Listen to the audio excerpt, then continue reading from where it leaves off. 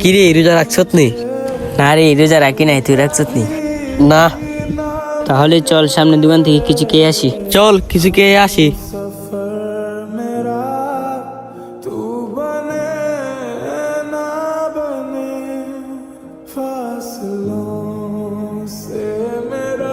ওই ছোট, তুই দোষ নিয়ে তো।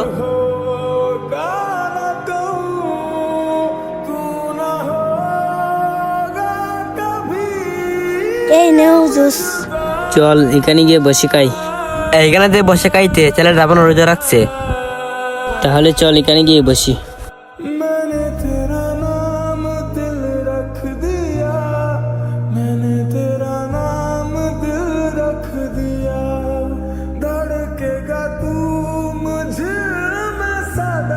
ভাই আমি তো রোজা রাখছি, আপনারা এইখানে আইসা খাইতেছেন কেন? তুই রোজা রাখছ, টানটা কি করবো? শালা গরিবে খাইতে পারে নাই, তাই রোজা রাখছে।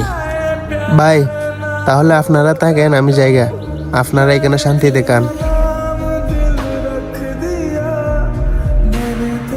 আমাদের সমাজে এমন এমন মানুষ আছে যারা কিনা রোজাদার মানুষের সামনে অনেক কিছু খেয়ে ফেলি, যেমন মনে করেন সিগারেট, চা, পান, আর অনেক কিছু আছে। অনেক কিছু আমরা খেয়ে ফেলি।